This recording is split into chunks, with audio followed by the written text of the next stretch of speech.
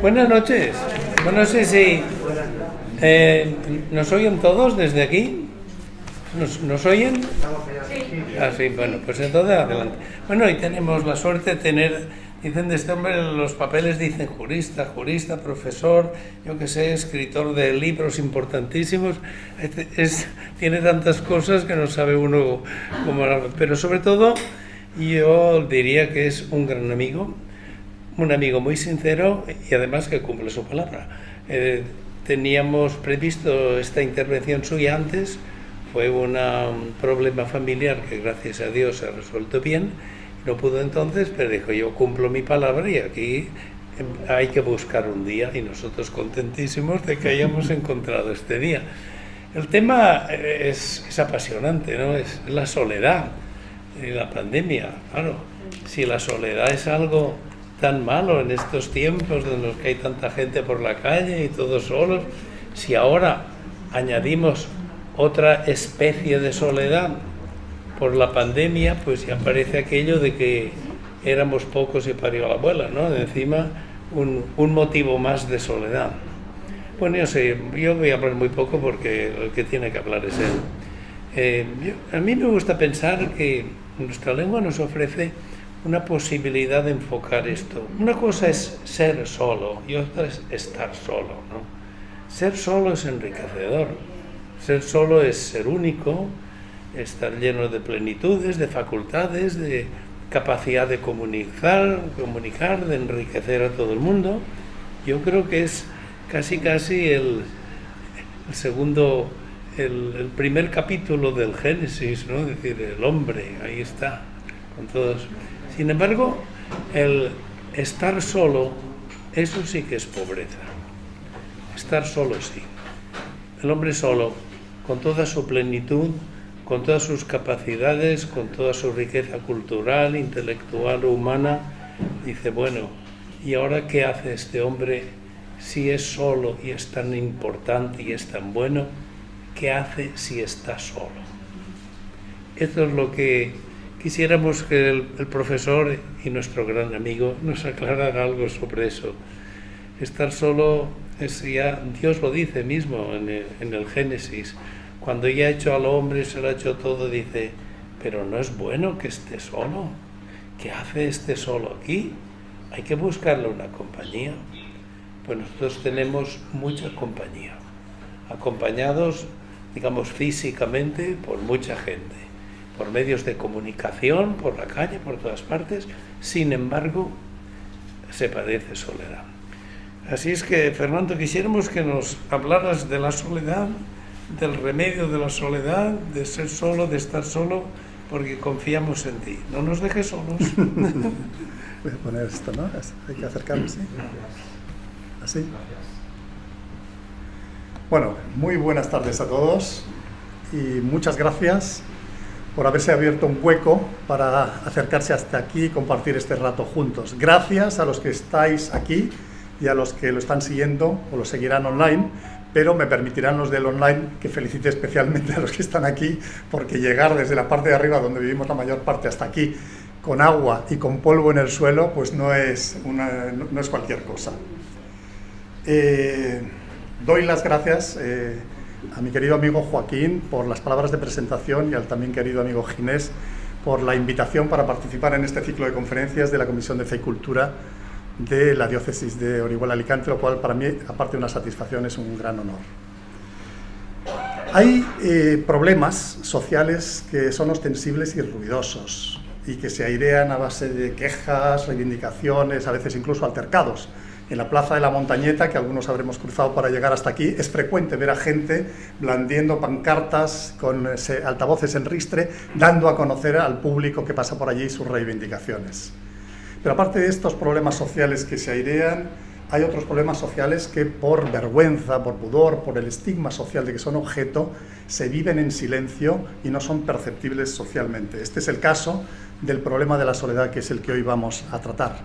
La soledad se suele vivir en la intimidad no verbalizada y no se percibe desde fuera hasta que finalmente las consecuencias de esa soledad son tales que no queda más remedio que darse cuenta de que esa soledad existía.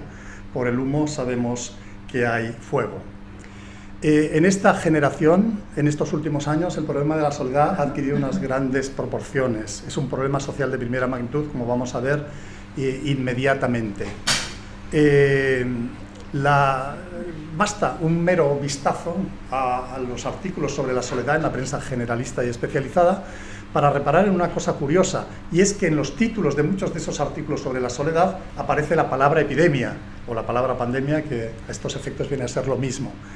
Llama la atención que epidemia se ligue a soledad, porque la palabra epidemia está tomada de la medicina, concretamente de la patología.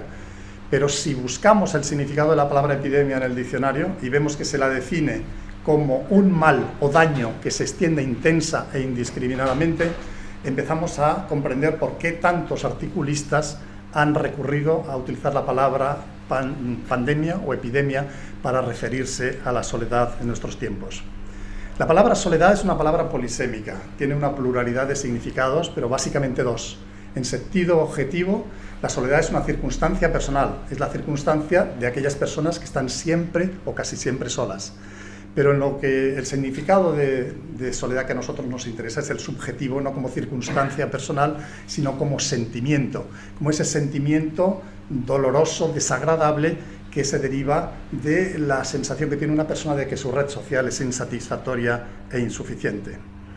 En esta conferencia vamos a tratar dos cosas. En primer lugar, del problema de la soledad, y en la segunda parte, del combate contra la soledad.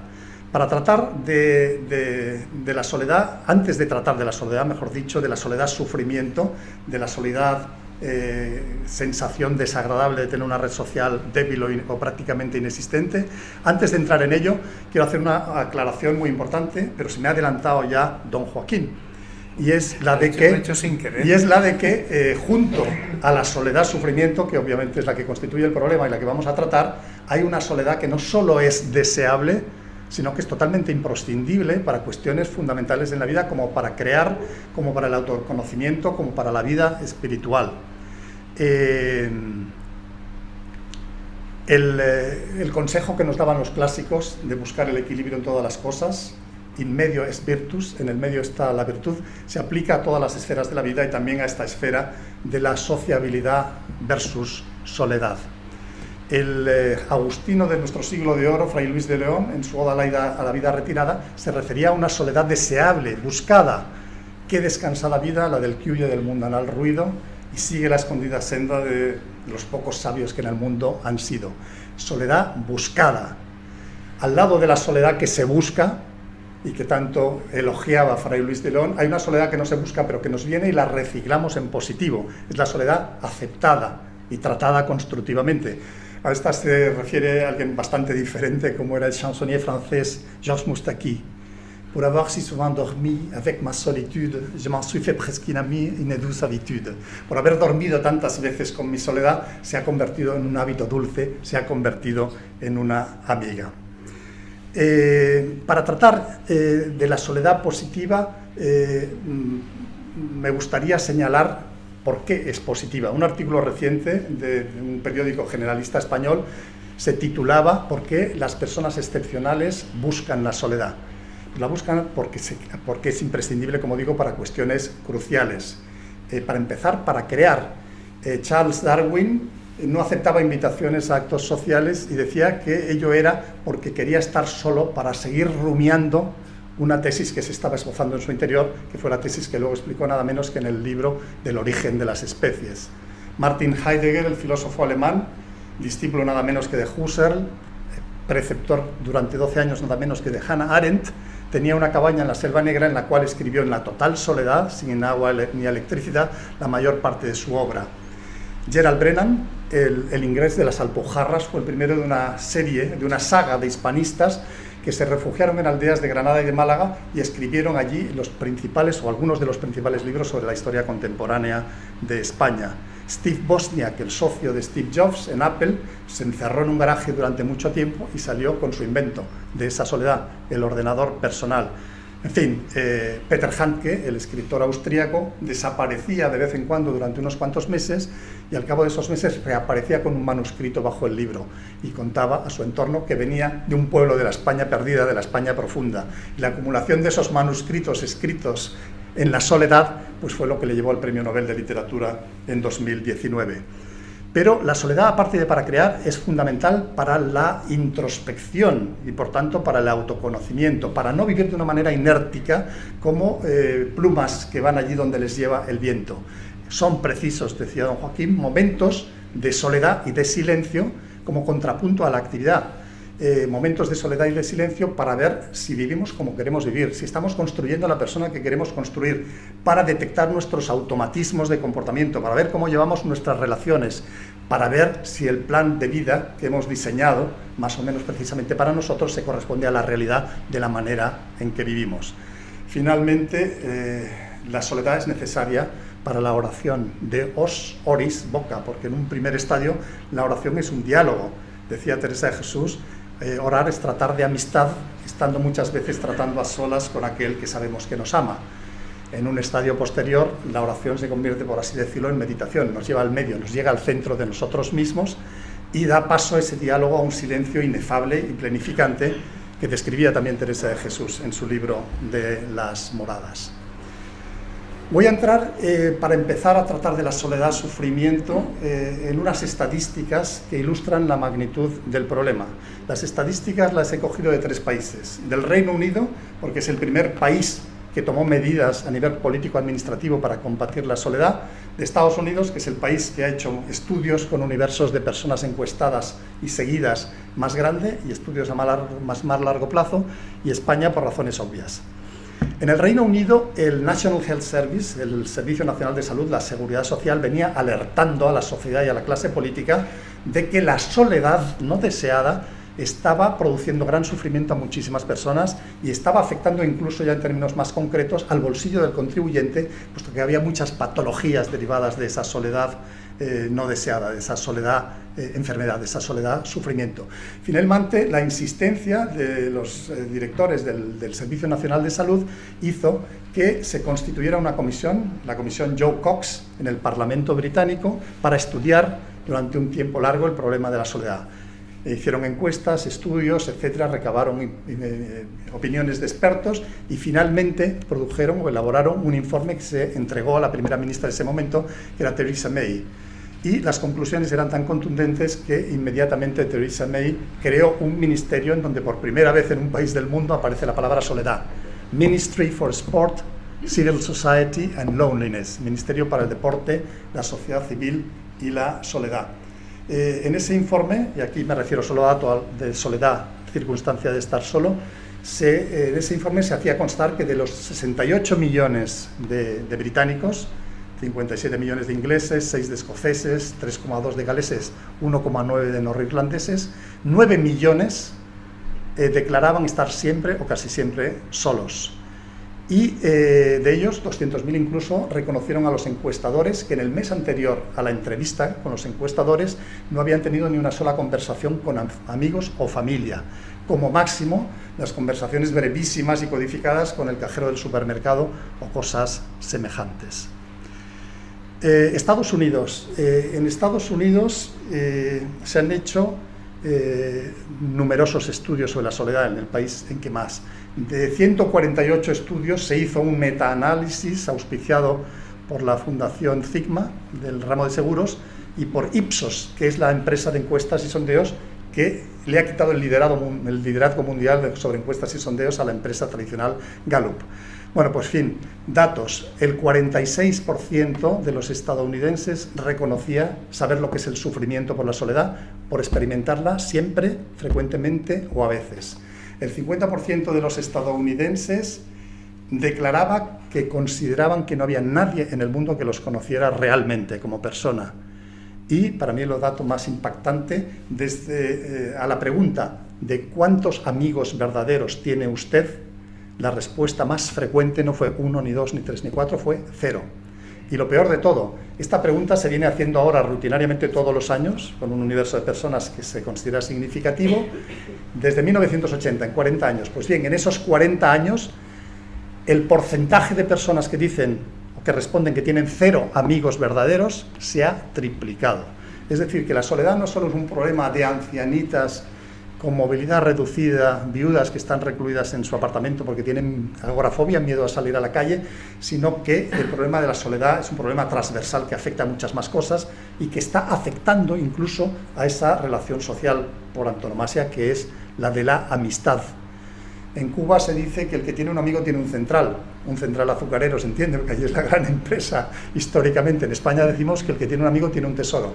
Pues bien, la soledad está erosionando los centrales azucareros, está erosionando los tesoros, puesto que estas encuestas de Estados Unidos en realidad son trasladables a cualquier otro lugar. Probablemente aquí también se esté debilitando la red de amigos y la intensidad de las relaciones en el caso de las amistades.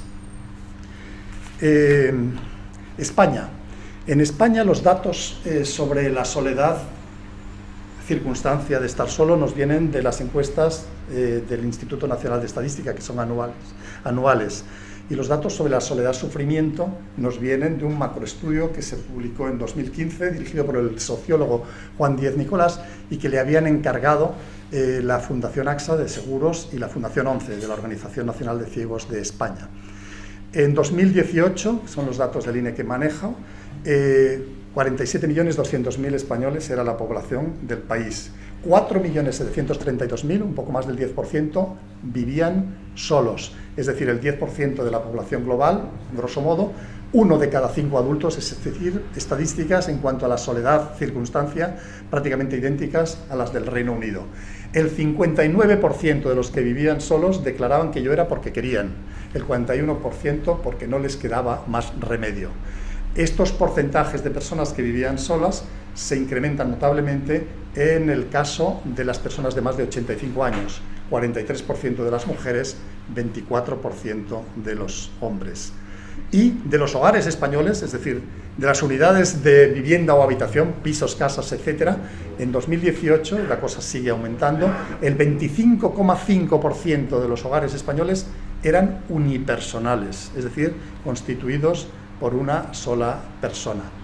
Soledad, sufrimiento en España, lo mismo que en Estados Unidos. Aproximadamente el 50% de los españoles encuestados declaran saber lo que es la soledad, sufrimiento, por sufrirla crónicamente a veces o muy frecuentemente.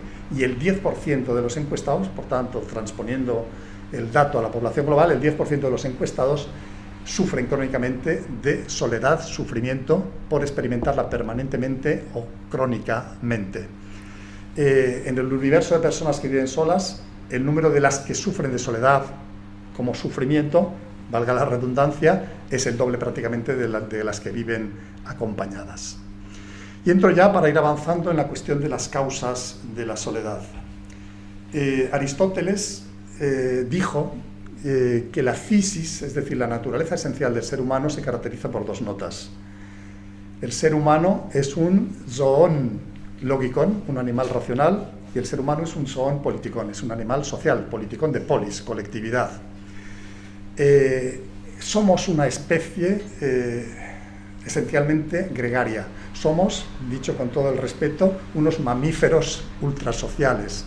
Nuestro genoma contiene genes que premian con sensaciones agradables la relación social y que castigan con sensaciones desagradables el aislamiento.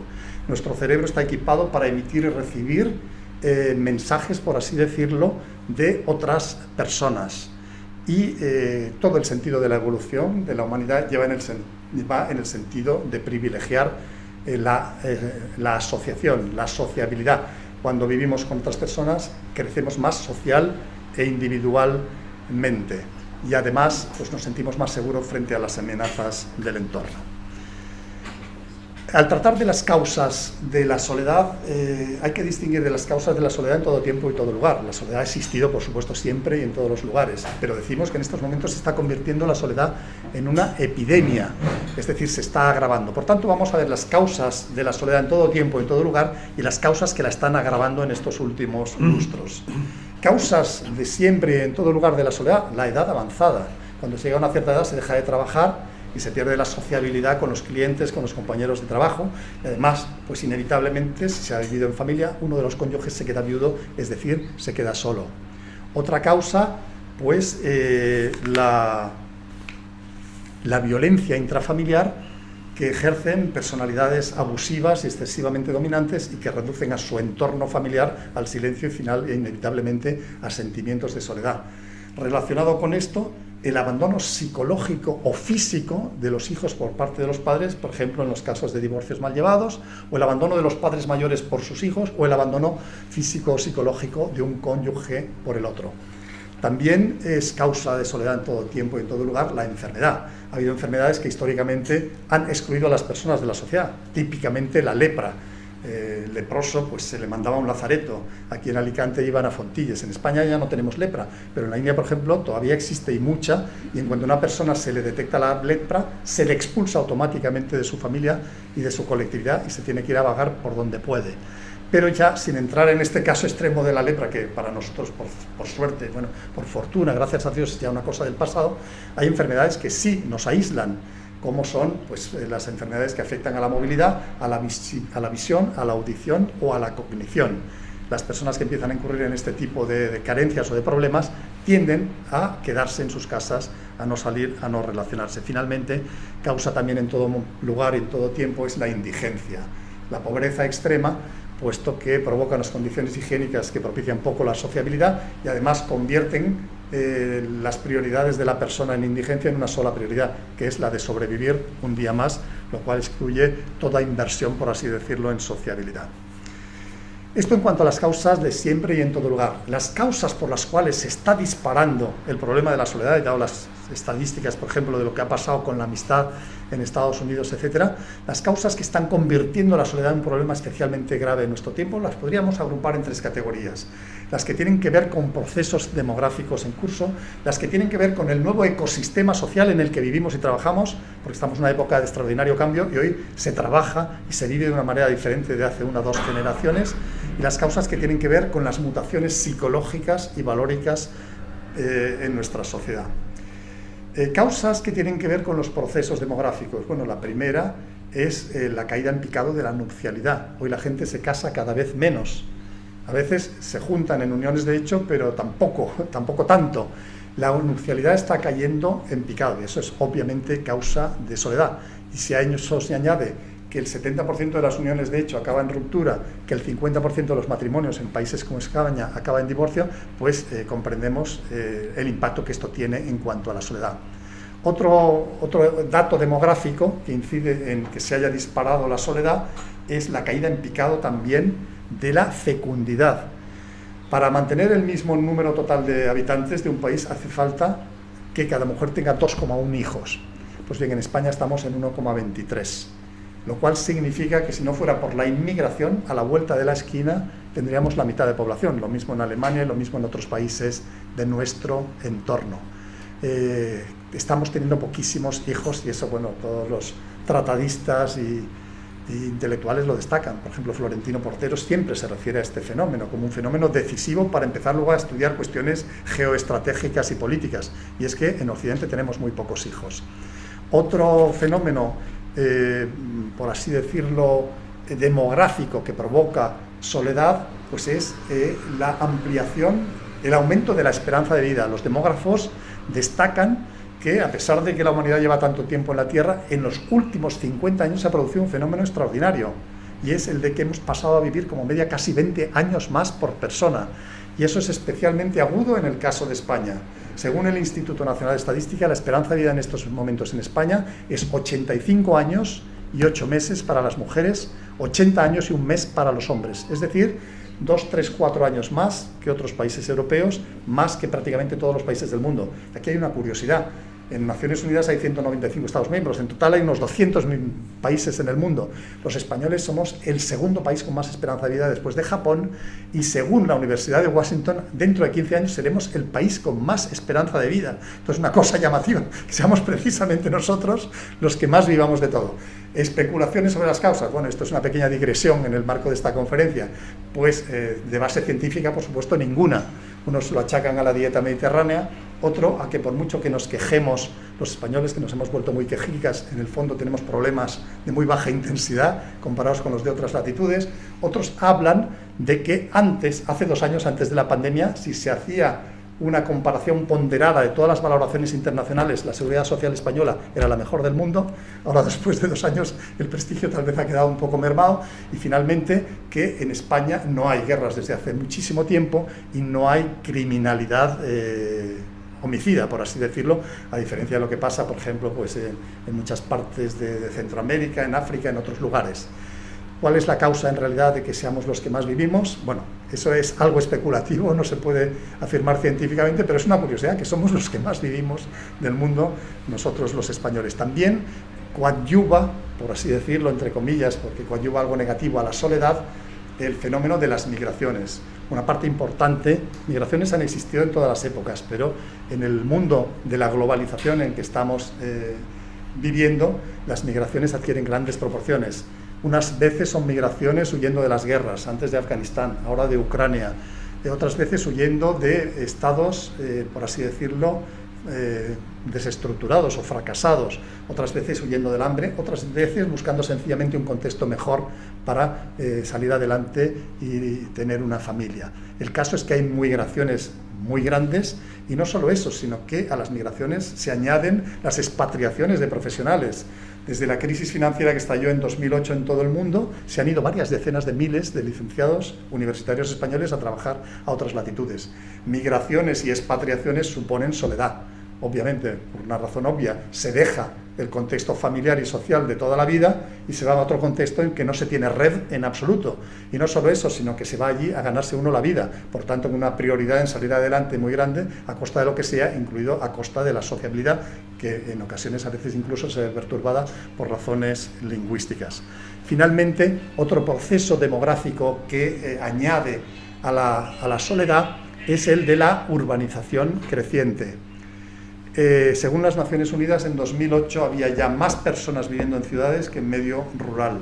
Y ese es un fenómeno que continúa. En España, por ejemplo, hablamos de la España vacía o de la España vaciada, es decir, del flujo de personas del interior hacia la periferia, que es algo que se viene produciendo desde el siglo XIX, pero que bueno, hoy está visibilizándose mucho hasta el punto de que están surgiendo partidos políticos para reivindicar la suerte de las provincias que se consideran más afectadas por el vaciamiento.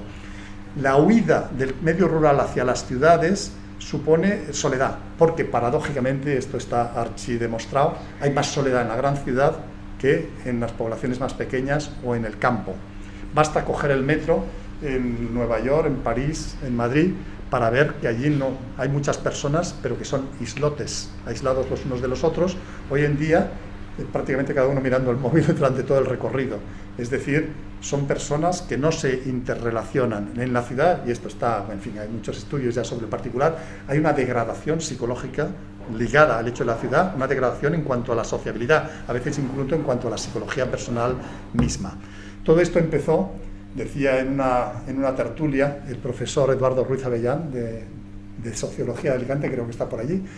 Todo esto empezó con la industrialización, que empezó en Inglaterra, y supuso que por primera vez se fue gente del campo a la ciudad para trabajar en las fábricas.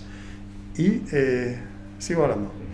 Y para trabajar en las fábricas. Bueno, ese es un proceso que se ha agudizado y se ha perdido sociabilidad en el proceso, puesto que en las zonas rurales, en los pueblos pequeños, los vecinos son una extensión, una ampliación de la familia. En las zonas, en cambio, en las grandes ciudades, pues a veces no se sabe ni quién es el vecino del rellano. Es decir, que la cercanía física no implica relación propiamente dicha. Estos son causas de tipo demográfico, de procesos demográficos en marcha que afectan, que agravan la tendencia a la soledad. Pero luego hay unas causas que tienen que ver con nuestro entorno o con nuestro ecosistema social, la manera en que vivimos hoy y trabajamos hoy. Primero, el desempleo y el empleo precario. En la década de los 70 hubo dos fenómenos, que fue uno, la guerra del Yom Kippur en el 73, y otro en el 79, el derrocamiento del Shah de Persia por el Ayatollah Khomeini, que provocaron que se cuadruplicara el precio del petróleo en cuestión de pocos días. y luego ha seguido creciendo ese precio. Pero en fin, en aquellos momentos el shock fue tal que la industria europea en gran parte no tenía posibilidad de cubrir gastos con la nueva factura de la energía, por lo que muchas empresas cerraron o sencillamente redujeron plantilla. Apareció en ese momento el fenómeno del desempleo masivo, que ha seguido siendo en muchos países estructural. En España, por ejemplo, desde entonces no hemos bajado jamás de un desempleo con 2 dígitos. El desempleo y el empleo precario es causa de soledad, porque obviamente el que no se siente laboralmente seguro no se arriesga muchas veces a formar una familia, o si la ha formado no se arriesga a tener más de un hijo o de 2, o no tener ninguno. Otra causa del nuevo entorno, del nuevo ecosistema social, pues el teletrabajo. Y esto se ha intensificado mucho ahora como consecuencia de la pandemia. Se calcula que cuando hace 2 años empezó la pandemia, en España teletrabajaba un 7%. Hoy se calcula que eso se ha triplicado o cuadruplicado. Y no es algo temporal, sino que se considera que en gran parte el teletrabajo está ahí para quedarse. Porque los empresarios han descubierto que sin merma de la productividad, que es muy fácilmente controlable, se ahorran locales, se ahorran la corriente, que cada vez es más cara, se ahorran toda una serie de cosas. Y el trabajador se ahorra el tiempo y el gasto de trasladarse, sobre todo cuando vive lejos, y además pues gana una cierta flexibilidad, puesto que hasta es posible tener un bebé al lado y de vez en cuando atenderle mientras está trabajando, o a veces, bueno, pues cumplir el número de horas, pero saliendo a hacer una gestión, etcétera. El teletrabajo está en gran parte ahí para quedarse, factor generador de soledad extraordinario. Y quien dice teletrabajo, dice telemedicina, dice teleadministración, dice teleaprendizaje. Ya se sabe que en el futuro una gran parte desde esta pandemia del aprendizaje, y no solo universitario, se va a hacer una parte a distancia, hasta la teleadministración. Antes, para registrar un libro en el registro de la propiedad intelectual, tenías que presentarte con 2 mamotretos físicos y dejarlos allí. Hoy no puedes ni aunque quieras, tienes que mandarlo en un archivo Word por internet, etcétera, etcétera. Es decir, el teletrabajo, telemedicina, teleadministración, teleaprendizaje están en gran parte ahí para quedarse y generan, obviamente, soledad. Y finalmente, del nuevo ecosistema en el que vivimos, pues también son parte importante en la generación de soledad las nuevas tecnologías. Las nuevas tecnologías que son adictivas y que crean una falsa apariencia de sociabilidad, puesto que uno está en internet replicando, contestando, publicitando cómo ha salido de vacaciones, etcétera, etcétera, pero en realidad es una relación virtual. Ahí no se están relacionando personas reales.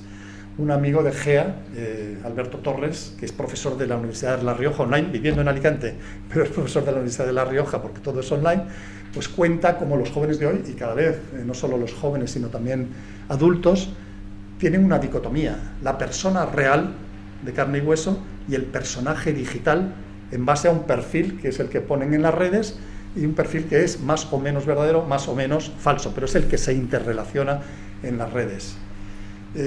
Se considera hoy ya que un 4 de cada 10 matrimonios se forman entre personas que se conocieron en internet.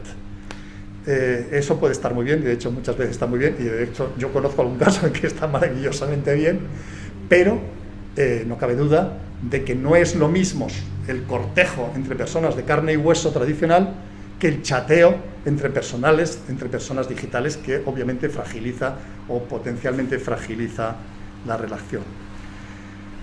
Finalmente, son causas que agravan la soledad las que tienen que ver, como anunciaba, con las mutaciones psicológicas que estamos experimentando, y las mutaciones o los cambios en la escala de valores socialmente prevalentes. Psicológicas, bueno, pues somos cada vez más individualistas, somos cada vez menos colectivistas, pensamos más en nosotros mismos. Yo recuerdo de niño en Barcelona que la puerta de mi casa, un piso en un edificio, estaba abierta desde la mañana hasta la noche, se cerraba por la noche, pero durante el día estaba abierta, entraban los vecinos a comentar una cosa, a buscar un limón, 2 huevos, etcétera, etcétera. Hoy eso es impensable. Cuando salíamos de vacaciones íbamos en tren a la provincia de Tarragona, pues cambiabas la tortilla por chorizo, te contabas la vida respectivamente. Hoy en el AVE la gente ni se mira. Había grupos y pandillas de calle. Los jóvenes, tanto en la ciudad como en los pueblos, tenían sus pandillas como un ámbito de sociabilidad. Las pandillas que las que las describió también Rafael Sánchez Ferlosio en el libro El Jarama, del realismo mágico de la posguerra. Todo eso se está perdiendo. El capitalismo es obviamente el sistema más generador de riqueza que se ha conocido en la historia de la humanidad, pero hay peajes que se pagan por él. El hecho de que la energía que lo mueve es el afán de lucro nos lleva cada vez a ser más individualistas y más egoístas. Sin darnos cuenta, acabamos haciendo un estudio subconsciente o inconsciente, costo-beneficio incluso, de las relaciones interpersonales en las que nos metemos. Se dice que cuando un joven llega a la edad de 18 años, como media lleva 250.000 anuncios televisivos en la cabeza que ha visto.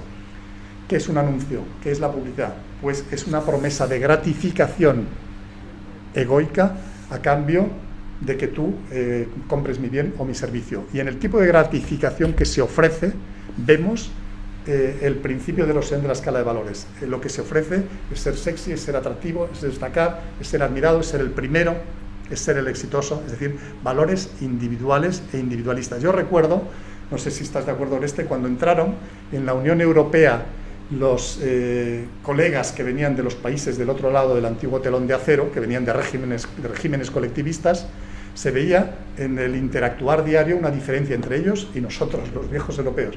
Nosotros, hay que ver las cosas por contraste, verlas a distancia para tomar conciencia de ellas, nosotros éramos unos caprichosos, unos autoafirmativos, unos individualistas, unos egoístas, Ellos, en cambio, no tenían esa dimensión tan autoafirmativa de la personalidad del personaje exterior. Eran personas más, y eso era, bueno, obviamente no quieren volver a sus antiguos regímenes para nada, pero en fin, todo tiene sus pros y sus contras. No eran regímenes que les fomentaban ese individualismo tan feroz en el que, sin darnos cuenta, hemos caído nosotros. Entro ya en las consecuencias de la soledad. La Universidad Autónoma de Madrid, junto con Cibersam es un acrónimo de Centro de Investigación Biomédica en Red en Salud Mental. Cibersam y la Universidad Autónoma de Madrid hicieron un estudio grande, con participación de muchos sociólogos, sobre la relación entre soledad y mortalidad. Y cuando entrevistaron a Marta Miret, una de las psiquiatras que trabajó en el proyecto, sobre cómo podía resumir, dice, si quieres se lo resumo muy brevemente. La soledad mata. La soledad mata físicamente y mata psicológicamente. No por nada, la soledad no deseada está asociada a cuestiones tales como una mayor frecuencia de adicciones, tabaquismo, alcoholismo, depresiones, insomnio, estrés, demencias.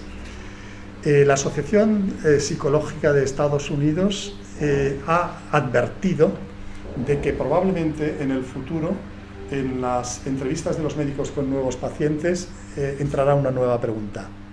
¿Sufre usted de soledad? Hasta ahora se pregunta si fuma, si tal, si cual, etcétera, toda una serie de cosas. En el futuro, dicen, probablemente sea considerado como factor de riesgo fundamental en todas las patologías el tener soledad, sufrimiento en su vida. Y unos datos sacados de los estudios, que se han hecho muchos, sobre la soledad. En Estados Unidos se hizo un estudio con un universo enorme, nada menos que 309.000 personas observadas durante un largo periodo, 7 años. Se dividió a ese enorme universo en dos categorías: los que tenían una red social sólida y los que consideraban que tenían problemas de soledad. Pues bien, la supervivencia de los que tenían red social sólida fue un 50% en ese periodo de 7 años mayor que la de los otros. Es decir, que la soledad, efectivamente, como decía la psiquiatra Marta Miret, mata. Un 30%, según un estudio de la Universidad de York, de más frecuencia en el universo de los que sufrían de soledad, que no tenían red social sólida, en cuanto a cardiopatías isquémicas, ictus. Y una cosa curiosa, en Estados Unidos se constató que en los orfanatos públicos morían más niños que en la calle, cuando en el orfanato tenían sus pañales, sus comidas a horas determinadas, su asistencia médica inmediata en caso de necesidad, condiciones ideales de temperatura, etcétera, etcétera. Cuando fuera, pues hay todo tipo de familias, algunas desestructuradas, algunas irresponsables, etcétera, etcétera. Y a pesar de eso morían más los bebés en los orfanatos públicos. Cuando se indagó un poco en el tema, la conclusión a la que se llegó fue obvia. No solo de pan vive el hombre, no solo de biberones y pañales y de asistencia médica vive el bebé. Necesita que se le achuche, necesita que se le hable, necesita que se alimente su cuerpo emocional, por decirlo de esa manera. Desde entonces, desde ese estudio, la estructuración del trabajo de los orfanatos en Estados Unidos se modificó radicalmente. Dolor o consecuencias físicas, pero también consecuencias emocionales. Las neurociencias nos advierten de que el dolor social, el dolor derivado, por ejemplo, de la soledad, transita por los mismos circuitos neuronales que el dolor orgánico, que el dolor por una enfermedad, por un golpe. ¿Qué significa eso? Pues que el dolor por soledad es dolor con todas las de la ley, transita por los mismos circuitos neuronales. La soledad no deseada empobrece la vida de las personas. Les puede pasar algo y nadie se entera. A veces, de vez en cuando sale en la prensa que han descubierto una persona que falleció unas semanas y hasta unos meses antes. Pueden surgir nuevas posibilidades de ayuda, de esto, del otro, y no se enteran porque no tienen quien se lo cuente, porque no tienen red social. En Alemania hay un dicho que es muy significativo y que, en mi opinión, es una gran verdad. Geteilte Freude, doppelte Freude. Geteilter Schmerz, halber Schmerz. Alegría compartida, doble alegría. Dolor compartido, la mitad del dolor. Y ya, bueno, para referirnos un poco a la soledad en el momento final de la vida, en la muerte. El doctor Antoni Brugarolas, oncólogo, residente ahora en Alicante, contaba en una tertulia que a veces en su práctica, concretamente en Torrevieja, se topaba con personas, típicamente noruegos, residentes en la última etapa de su vida, de la jubilación, que morían en la total soledad. Su red familiar y social era tan débil que nadie se tomaba la molestia de coger un avión desde Oslo para venir a acompañar en los últimos días. Morían algunos en la total soledad. Eso es un caso extremo, pero en todo caso, generalizadamente, hoy en día se muere en la soledad de las UCIs, rodeado de mucha tecnología, pero totalmente solos. De ahí que esté ganando rápidamente terreno la idea de que hay que morir de otra manera. En esto, tal vez la energía que lanzó todo el proceso fue la psiquiatra austríaca, luego residente en Estados Unidos, Elisabeth Kübler-Ross, que predicó una nueva manera de morir por muchísimas partes y dijo que había que volver a morir en las alcobas, rodeados no de tecnología, sino de cuidados paliativos, con manos trenzadas y contando, hablando, dando los discursos de despedida, etcétera, etcétera. Los discursos de despedida que tanta tradición tienen en nuestro ámbito mediterráneo. La mitad del Evangelio de Juan son los discursos de despedida de Jesús hablando a sus apóstoles. Tenemos un tabú de la muerte. En medio hospitalario la muerte es un fracaso porque allí se está para curar a las personas. En las familias se quiere negar la inminencia o la cercanía de la muerte, incluso a las propias personas. Elisabeth Kübler-Ross dice que todo lo contrario. Tenemos que pasar a reconocer la muerte. Hasta para un ateo agnóstico es evidente que, como dicen en inglés, there is one thing sure in life, that you are not going to get out of it alive. Hay una cosa segura en la vida, que no vas a salir de ella con vida. Por tanto, la muerte es un dato que conocemos desde el principio. Cuando se presenta, no hay que huir de ella, mucho menos el creyente, para el cual la muerte es el dies natalis, el tránsito a una mejor vida. Y probablemente mejor vida no es un mero recurso literario, sino que es una realidad expresiva de lo que sucede.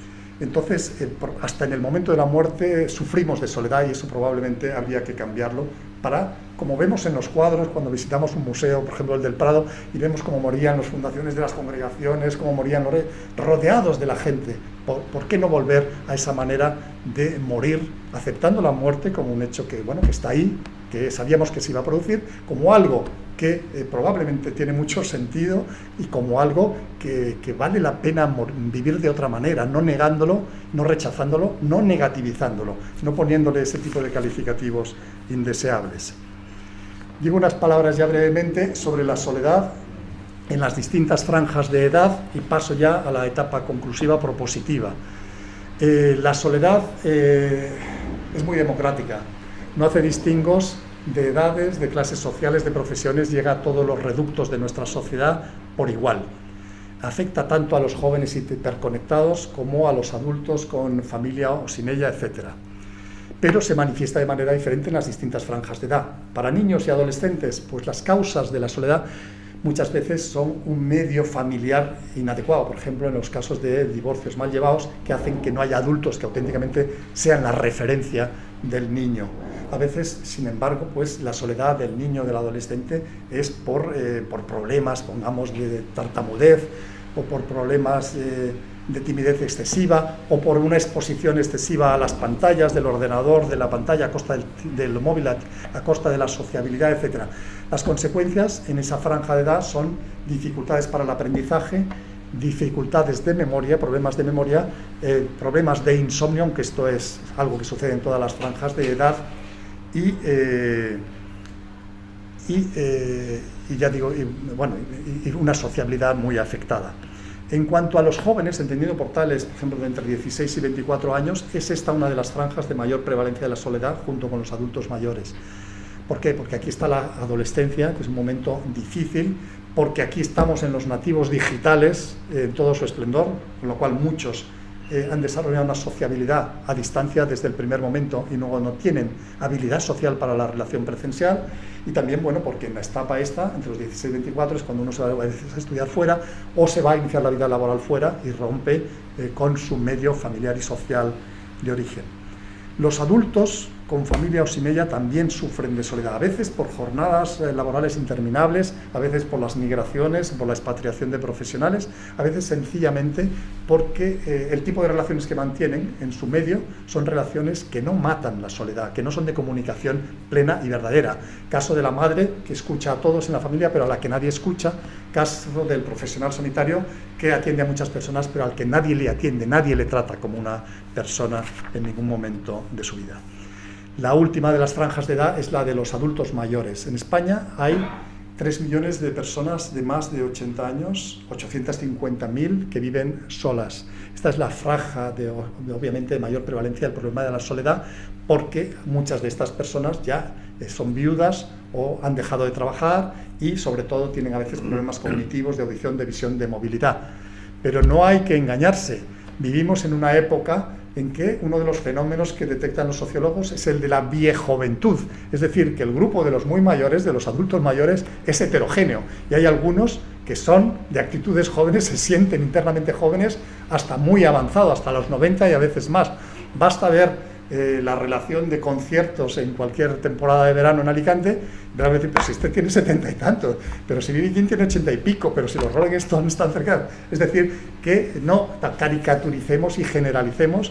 En el estrato de edad de los adultos mayores hay todo tipo de personas, pero en fin, en todo caso, es donde hay una mayor prevalencia del problema de la soledad.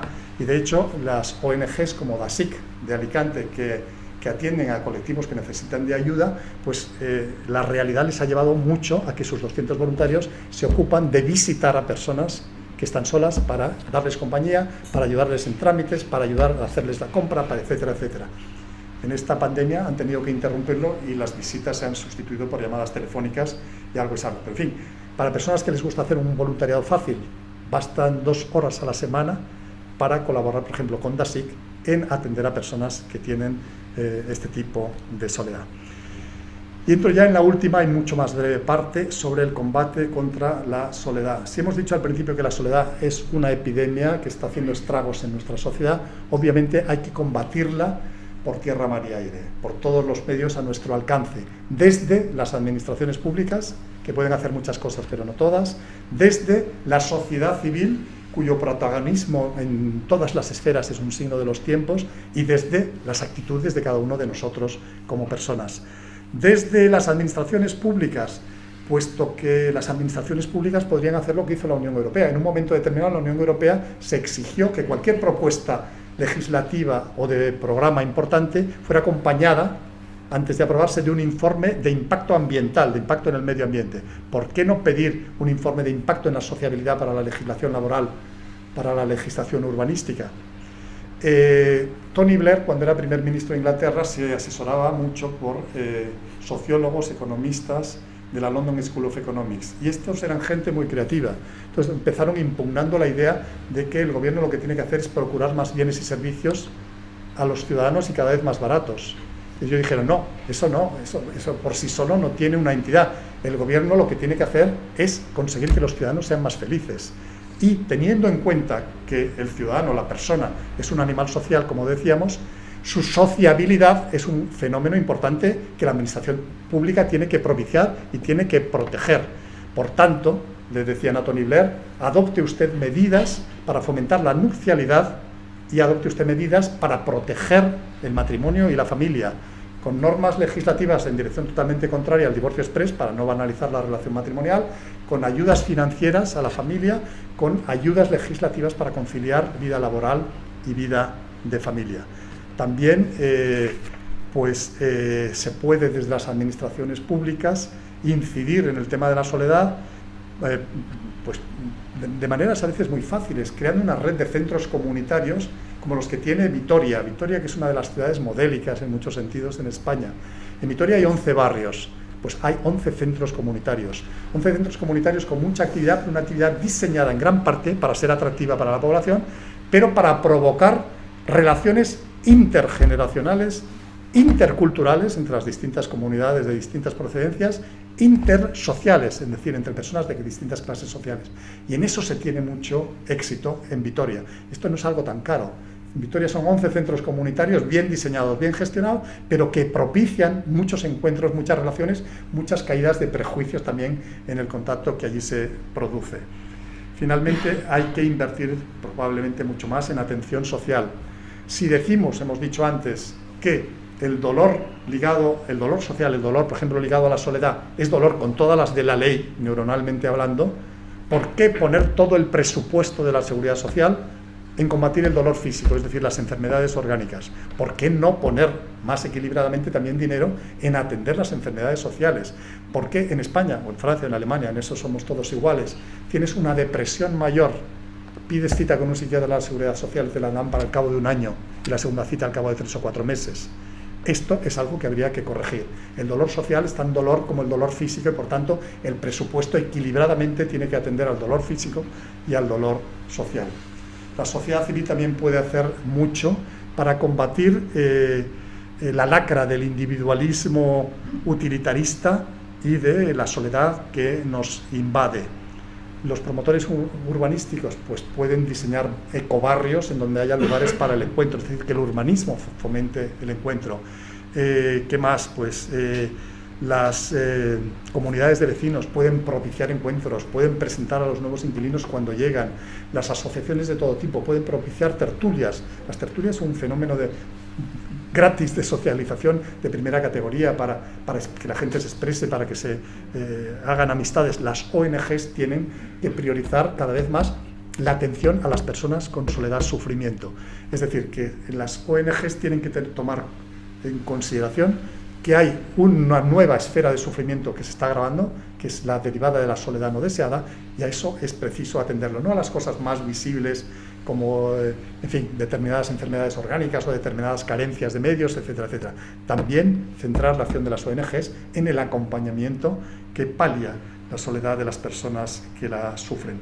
Finalmente, el combate contra la soledad lo tenemos que dar cada uno de nosotros, responsabilizándonos de nuestra propia soledad, gestionándola bien y corresponsabilizándonos de la sociedad, de las personas de nuestro entorno. Y es aquí donde llegamos ya, y con eso voy a concluir, a la noción central de fraternidad. En nuestra cultura hay un trinomio muy conocido: libertad, igualdad, fraternidad. Conceptos que, como hay la mayor parte de conceptos básicos de nuestra cultura, cuando buscamos su origen, vemos que se retrotrae a sus raíces judeo-cristianas. Los conceptos de libertad, igualdad y fraternidad aparecen y se insertan en el núcleo de nuestra cultura europea y occidental en un momento histórico determinado, en el siglo I, con la difusión del cristianismo por el Imperio Romano. En la sociedad preexistente, en el Imperio Romano, había un gran desarrollo jurídico, un gran desarrollo urbanístico, un gran desarrollo técnico, pero las relaciones interpersonales eran de fuerza. No había libertad, sino autoritarismo; no había igualdad, sino división de la sociedad en hombres libres y esclavos, hombres y mujeres, patricios y plebeyos, ciudadanos romanos, extranjeros. No había, desde luego, fraternidad, sino que había un trato, brutal. La dignidad humana no contaba para nada. Nerón, por ejemplo, que solo vivió 31 años, tuvo tiempo el angelito de ser parricida, mató a su madre; de ser uxoricida, mató a 2 de sus esposas; y de ser fratricida, mató a su hermano. Es decir, y siguió siendo emperador sin que nadie le hiciera un impeachment, ni nadie le considerara inidóneo para gobernar. No había libertad, igualdad ni fraternidad. Eso lo introduce el Evangelio, lo introduce el cristianismo, que se difunde desde una provincia periférica, la de Palestina, por todo el Imperio Romano, y que, como viene con unos valores nuevos que subvierten el orden existente, provoca una reacción brutal. Las 10 persecuciones, desde la de Nerón en el siglo I hasta la de Diocleciano en el IV, pasando por las brutales de Decio, Domiciano, Septimio Severo, etc. ¿Por qué estas persecuciones? ¿Por capricho? No, sencillamente porque libertad, igualdad y fraternidad en ese contexto eran algo extraordinariamente subversivo del orden político-social existente, basado en autoridad y en la negación de la naturaleza humana. Esas ideas, que tienen su origen en el Evangelio, se incrustan en la cultura occidental, y esa cultura occidental, bueno, pues la hacen propia, obviamente, con el paso del tiempo, todo tipo de personas, creyentes o no. Pero el origen está ahí, en el Evangelio. Libertad, porque en el sistema del Evangelio, los hijos de Dios, por así decirlo, los seres humanos, no pueden estar sometidos a un mecanicismo determinista, sino que tienen que poder optar por el bien o por el mal. Si no pudieran optar, no tendrían dignidad. Igualdad, porque en el sistema del Evangelio todos son hijos, criaturas del mismo Dios, y en consecuencia son ontológicamente iguales. Y finalmente fraternidad, porque si todos son hijos del mismo Padre, son hermanos entre sí, y la nota a que deben aspirar sus relaciones son las de caritas, amor fraterno, fraternidad. Las palabras libertad, igualdad y fraternidad no fueron puestas juntas en una misma frase hasta muy avanzado el tiempo. Fue concretamente en 1699 en un libro que se llamaba Las aventuras de Telémaco, de François Philémon, que era el arzobispo de Cambrai, en Francia. Esto era un libro de ficción en donde sutilmente criticaba los excesos del monarca absoluto Luis XIV. Fue allí cuando por primera vez las palabras libertad, igualdad y fraternidad se pusieron juntas. Luego las asumió la Ilustración, las hizo suyas la Revolución Francesa, y hoy son la divisa, por ejemplo, de la Revolución Francesa. Chiara Lubich, la fundadora del movimiento de los focolares, que tanto ha hecho por la fraternidad, que tanto propicia la fraternidad en todo el mundo, basando en su lema Ut unum sint, Chiara Lubich ponía de relieve que del trinomio libertad, igualdad y fraternidad, libertad e igualdad han hecho un gran recorrido en nuestras sociedades occidentales. Han pasado de ser ideales a ser principios jurídicos. Libertad e igualdad están mencionadas en el artículo 1 de la Declaración de los Derechos Humanos de 10 de octubre del 48 de Naciones Unidas. Libertad e igualdad están mencionadas en el artículo 1 de la Constitución Española del 78. España se constituye en un Estado social y de derecho, y los valores básicos que informan su ordenamiento jurídico son libertad, justicia, igualdad y pluralismo político. Libertad y igualdad están ahí. El único que no se menciona, el único ideal que no se ha trasladado a principio político ni a principio jurídico, señala Chiara Lubich, es la fraternidad. Cuando la fraternidad en realidad es el único valor de contenido, no de continente. La libertad puede utilizarse para bien o para mal. La igualdad puede ser igual en lo mal que estamos o en lo bien que estamos. Pero la fraternidad, per se, por su propia naturaleza, implica una sociedad ideal. Fraternidad viene del indoeuropeo brater, de donde deriva brother en inglés, bruder en alemán, frater en latín. Y se define la fraternidad como el trato de amistad y afecto que se dispensan entre sí los hermanos o los que se tratan como tales. Conceptos asociados al de fraternidad: el de bondad, la inclinación hacia el bien; el de buena voluntad, la opción por el bien en todo y hacia todos; concepto también asociado el de inocuidad, es decir, la renuncia a hacer daño en todo y a todos, no solo de obra, sino también de palabra, e incluso me atrevería a decir de pensamiento. El pensamiento probablemente es materia sutil, muy sutil, pero también materia en algún sentido, y en todo caso las cosas se gestan en el pensamiento. Antes de obras, antes de acontecimientos, algo surgió en el pensamiento. Por tanto, la inocuidad tiene que ser idealmente no solo de obras, sino también de palabras y de pensamientos. La fraternidad tiene un prerequisito que destacaba Séneca: la valentía. La valentía para romper inercias, para descartar excusas, la valentía para luchar diariamente para mantener a raya al ego, es decir, el egoísmo, el egocentrismo, la egolatría, el narcisismo. Y la emoción que va asociada a la práctica de la fraternidad es la alegría. Hay una frase muy famosa del escritor bengalí Rabindranath Tagore: yo soñaba y soñé que la vida era alegría. Desperté y vi que la vida era servicio, Y la paradoja final, serví y ver que el servicio era alegría. Y ahora sí que ya termino. Tertuliano, en el siglo II antes de Jesucristo, dijo en la obra El enemigo de sí mismo una frase que ha tenido mucha trayectoria: Homo sum nihil humani alienum a me puto. Soy hombre y nada humano lo considero que me es ajeno. Parafraseándolo, el rector de la Universidad de Salamanca en los años 30, Miguel de Unamuno, en su obra El destino trágico de la vida, escribió: Homo sum nullum hominem alienum a me puto. Soy hombre y a ningún otro hombre lo considero que me resulta ajeno. La soledad genera, como hemos visto, yo creo que ya ampliamente, genera sufrimiento. Y la soledad en realidad se combate de una manera muy fácil, con la compañía, con la cercanía, no juzgando ni inhibiéndose ante la soledad dolorosa de nuestro entorno, sino acercándonos, dando la cercanía, la compañía, el tiempo para empezar. La humanización de nuestro entorno pasa por actitudes muy sencillas, en realidad, como hablar a las personas, mirar a las personas, saludar a las personas, presentarse a las personas. En fin, termino ya, casi por deformación profesional, con una cita de la Madre Teresa de Calcuta. Decía la Madre Teresa de Calcuta: hoy en día está muy de moda la espontaneidad, el hacer las cosas porque me surgen, porque me fluyen.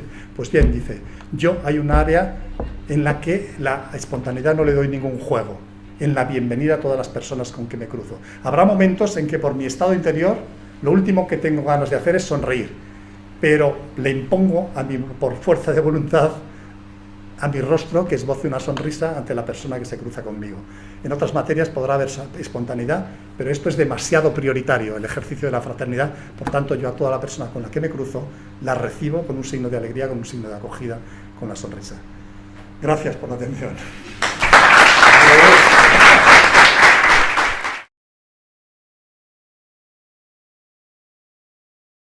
Muchísimas gracias, Fernando, porque desde luego una información abundantísima, riquísima, interesantísima y agradecidísimos. Nada más. Aquí interesa ahora pues que seguir abusando de tu benevolencia y alguno que quiera, no sé, decir algo, preguntar algo sobre todo, alguna cosa, bueno, que se le ocurra, pues creo que podemos dedicar un ratito para un diálogo, ¿no? ¿Hasta qué hora tenemos? A las 9 lo más tarde a las 9. Bueno, pues una media horita tenemos pues para... Yo les hago una pregunta al público. ¿Alguno de ustedes o de vosotros, veo muchas caras conocidas, ha vivido la soledad en sí mismo o en el entorno como consecuencia de esta pandemia hasta unos niveles extremos? Feli. Pues me he pasado muy mal estos 3 meses, muy más. Me dolía el pecho, he sentido mucho la soledad y me ha hecho mucho efecto, mucho. Necesitaba, y lo necesito cariño, abrazar, es una necesidad, que lo necesito, me pido abrazar. Sí. Sí. Bueno, Elna, mi esposa y yo estamos en Cuba recientemente, fuimos a ver a una señora que había sido compañera de trabajo de ella, llevaba 2 años sin poner los pies en la calle. Un chico que vino a trabajar a España de ingeniero informático llegó y se desató la pandemia. Lleva 2 años, con 31 años, saliendo solo una vez a la semana, media hora, al Mercadona de la esquina para hacer la compra. Estas son cosas auténticamente terroríficas, en mi opinión. 2 años sin contacto social. Es decir, se ha visibilizado mucho el problema, pero el problema, en fin, de las estadísticas se deriva, existía ya con anterioridad, obviamente. Yo he tenido ansiedad, mucha ansiedad. Tengo ansiedad. Don Fernando, el señor Blair consiguió con aquella propuesta y con aquellas personas que tanto le ayudaron, ¿consiguió algo con respecto a las familias en Reino Unido? Me da la sensación de que no tuvo mucho tiempo, porque tuvo la mala suerte de que le hicieron una foto. ¿Pero ha habido continuación? ¿Ha habido continuación con ese proyecto? ¿Con el proyecto que él inició? Me da la sensación de que sí. No puedo dar datos concretos, pero yo creo que cuando las verdades son incontestables, hacen camino. Y efectivamente el decir que la acción de gobierno no tiene que dar bienes y servicios en mayor cantidad y más baratos, sino que tiene que intentar buscar la felicidad de la gente, y que la felicidad pasa en los animales sociales que somos por la sociabilidad, por tanto, por la familia, que es el ámbito natural, primario de sociabilidad, y que hay que proteger la familia, es una cosa que es de total lógica. Ya, Yo pero creo... ¿se ha podido constatar algo? Pues, no sé, algún estudio posterior evaluando todo lo que... La verdad es que lo ignoro, la verdad es que lo ignoro, si ha habido un seguimiento en cuanto a este tema. Bueno, con motivo de la pregunta voy a intentar enterarme, pero ha habido cambios de gobierno, de Theresa May se pasó a otro, luego a Johnson, que tiene otras prioridades. Primero tenía la prioridad de salirse de la Unión Europea, ahora tiene la prioridad de no salirse del todo, cuando le ha visto las orejas al lobo, etc. En fin. Como laico cristiano, ¿podías hacer alguna sugerencia para ver la Iglesia cómo podría luchar contra la soledad en estos tiempos? Sí. Bueno, ¿tú quieres decir algo? Una sola palabra, siendo acogedora con lo que llega. Esto está fatal.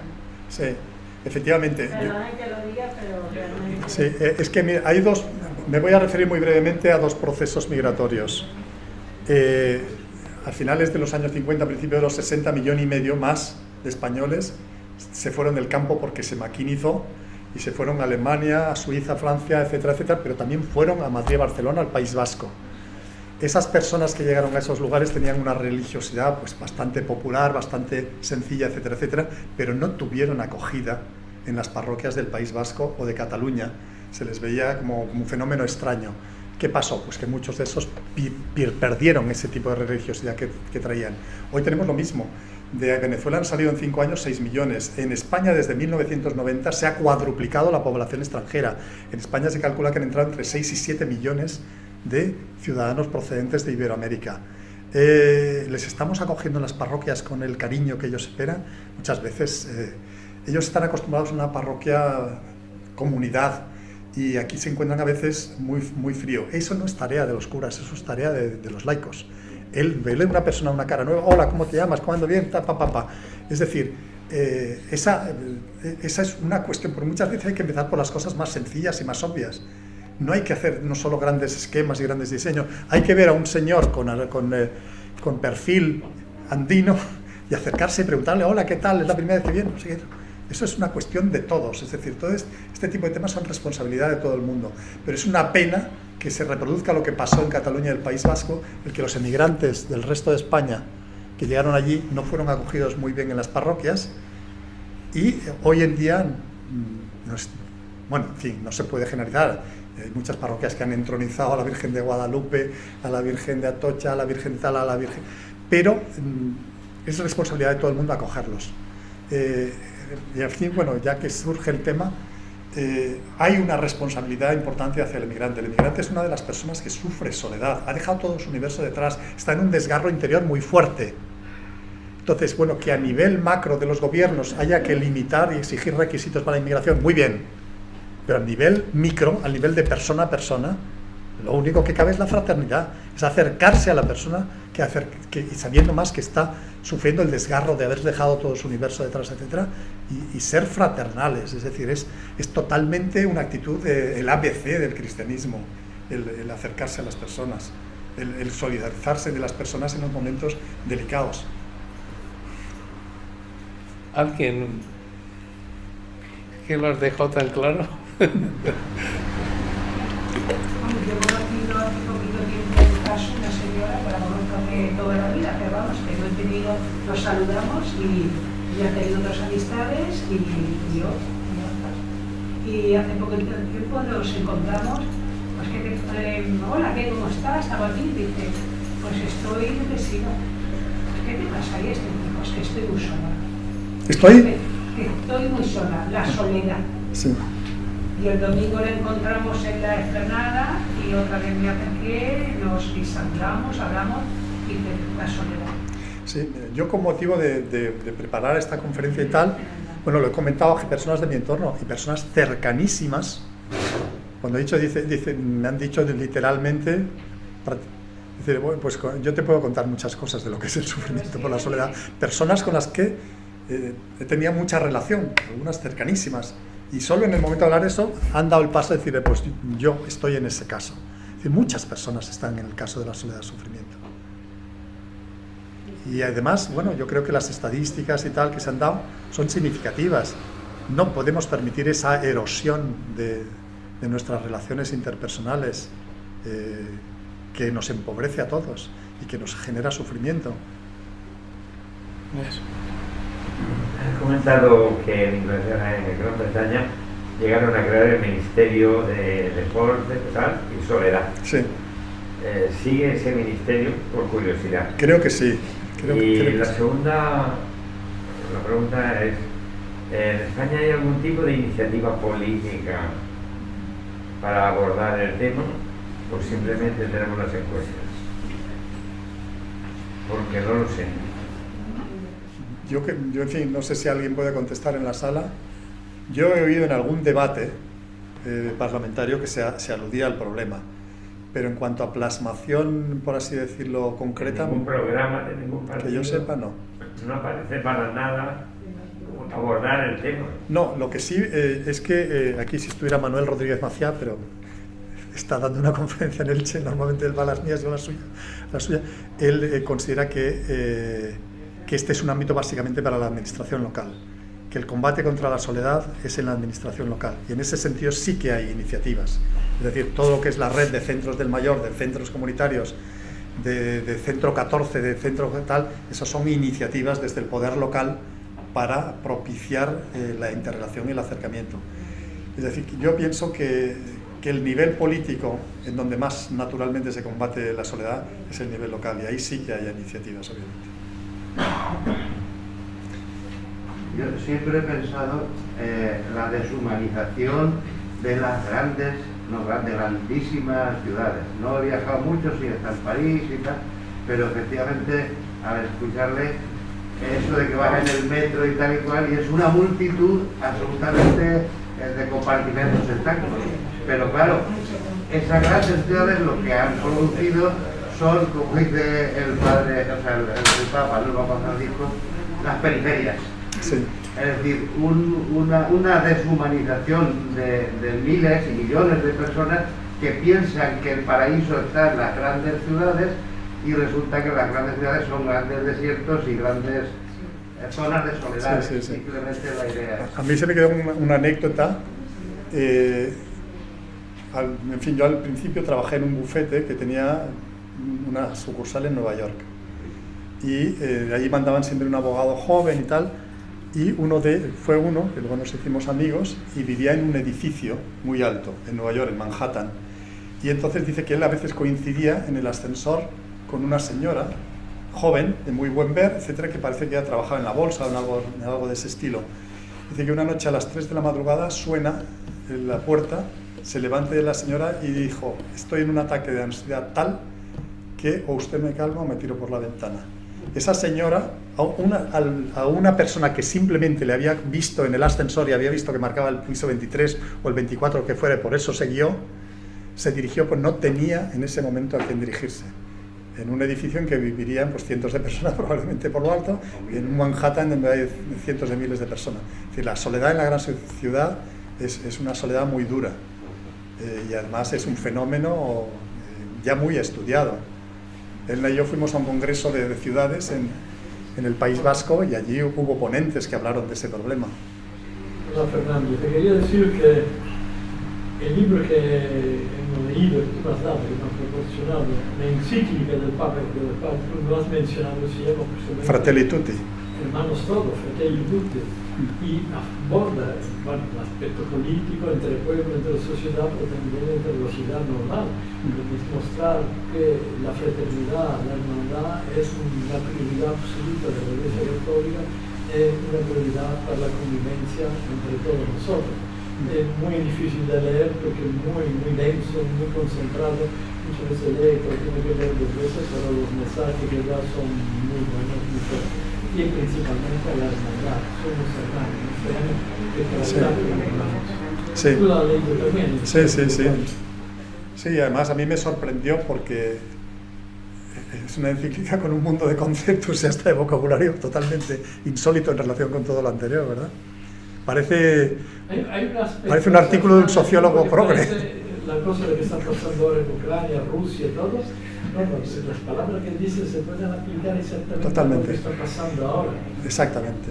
Es decir, cuando la gente se conoce y se trata, caen los prejuicios. Antes de la Segunda Guerra Mundial, las encuestas daban que los franceses pensaban que los ingleses eran tal, que los otros que eran unos no sé cuántos, que otros una cabeza guada, los otros unos tacaños, los otros unos sucios, los otros unos mentirosos, tal y cual. Se juntaron con el objetivo de garantizar la paz estable, evitar una tercera guerra mundial, y luego se han dado cuenta de que prácticamente son igual de mentirosos o de limpios o de sucios o de confiables los unos que los otros. ¿Qué significa eso? Pues que acudir a las manos a la guerra para resolver diferencias está totalmente fuera de cuestión. Lo mismo pasaría, pues, probablemente si ese tipo de relacionamiento hubiera existido con Rusia. Una salida ideal de todo este conflicto sería un nuevo sistema de seguridad en Europa, en donde empezáramos a compartir bases conjuntas, cosas de ese estilo, es decir, empezáramos a tratarnos.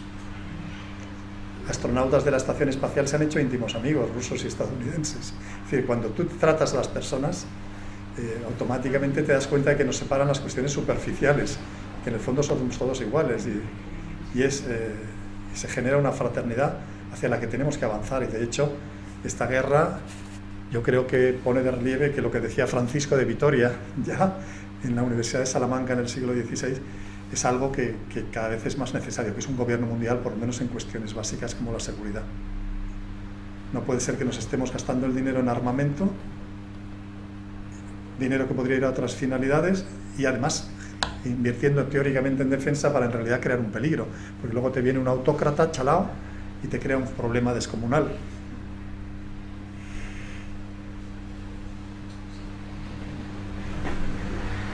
Adelante. Una pregunta, un tema que no sé si ha salido mucho. La pregunta es, para una persona creyente, ¿una relación profunda con Dios puede ayudar a no sentirse tan solo? Sí, Esta es una de las ideas que ha repetido varias veces Benedicto XVI. Wer glaubt ist nie allein. El que cree nunca está solo. Él llevaba las últimas consecuencias, ¿no? La idea. Wer glaubt ist nie allein. El que cree nunca está solo.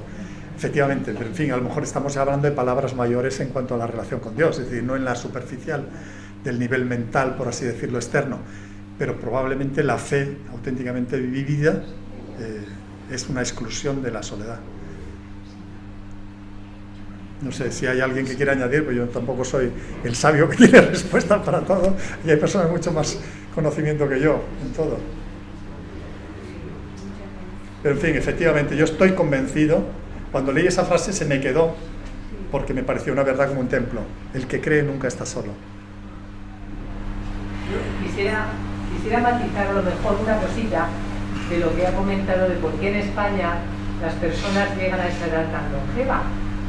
Y el caso que ha comentado el noruego, que el doctor Mugarolas dijo pues, que moría solo y que nadie se molestaba en preguntar por él. Sí que parece cierto que, a pesar de la decadencia que hay en las familias españolas, si nos comparamos con otros países, quizá todavía tenemos un nivel de unidad familiar mayor, no sé si por el mundo latino, por lo que sea. Y quizá eso sea también un factor determinante en que nuestros mayores aguanten más tiempo. Está claro que las personas que se sienten arropadas, acogidas por la familia. Sin embargo, yo creo que también hay otro factor que, siendo un logro, tiene una parte un poquito negativa. Y hablo por mí. En el mundo laboral, las mujeres cada vez estamos más integradas, cada vez tenemos unos horarios más grandes. Eso también genera soledad. Lo que es una conquista por un lado, paga su tributo también por otro. Porque tradicionalmente, y ya no tradicionalmente, pues por muchas características inherentes a la mujer, se le ha confiado ya la maternidad, por supuesto, y muchas veces el cuidado de las personas mayores. Con nuestra entrada en la vida laboral, no solamente en un plan parcial, sino a tope, a full. ¿Qué pasa? Muchas veces estás en la ciudad y para encontrar un ratito para ir a ver a tu madre te cuesta Dios te ayuda. Entonces, esa es una conquista que por otro lado pues, paga un tributo. también creo que puede influir mucho. Y por último, decir también que a lo largo de la vida creo que debemos de prepararnos para esa soledad que va a venir con los años, con la enfermedad, con el evolucionar de las familias. Por un lado, lo que dice Benedicto XVI, buscar a Dios. Buscar a Dios porque esa amistad con Dios tiene que seguir, tiene que formarse y tiene que llenarnos. Pero por otro lado, devolver eso que esa amistad con Dios nos llena, tanto como nos haga la vida. A mí siempre me llamó la atención una doctora de ella, yo traté a su hija murió con 20 y pocos años de una leucemia, y un año me la encontré en una peregrinación en Lourdes, tratando a los pacientes que iban a peregrinar. Yo vi cómo esa mujer del dolor de esa pérdida había sacado amor para devolverle a todos estos pacientes que estaban allí, muchos de ellos desahuciados. Entonces, mi idea un poco también es no vivir solo pensando en nosotros mismos y en nuestras cruces, sino a partir de las crucecitas abrir los ojos para saber un poquito dedicar nuestras energías a los demás. Y eso, a la vez que hace un bien al resto, a ti te va a mitigar esa soledad. Totalmente de acuerdo. Totalmente, sí.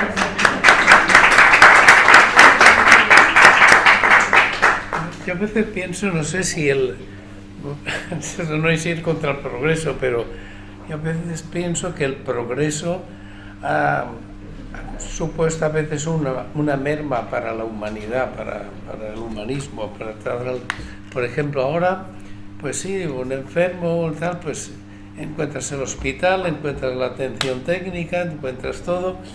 Es decir, que antes eso no había, y entonces la familia es la que cuidaba a su padre y al abuelo hasta que se moría, y no había más remedio. Y en las comunidades religiosas, el religioso viejecito y hecho ya un asquito hasta el último momento. Ahora pues tenemos residencias y tal, y se la atiende muy bien. No digo que no haya humanidad, pero digo que no sé, que deberíamos, digamos, armonizar el progreso y la técnica y todo eso sin restar un átomo de lo que es el trato humano, el trato cariñoso, el amor, las caricias, ¿no? Pienso que muchas veces eso, nos consolamos, nos tranquilizamos.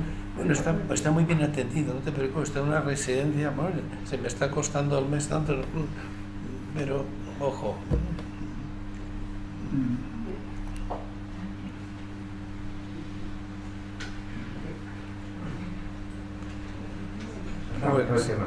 ¿Perdón? Se ha agotado el tema. Bueno, Sí, no, se no, agotó no. el tema, desde luego. Ha sido extraordinario, como esperábamos, ¿no? Pues si ya no hay más que decir, muchísimas gracias, Fernando, porque desde luego...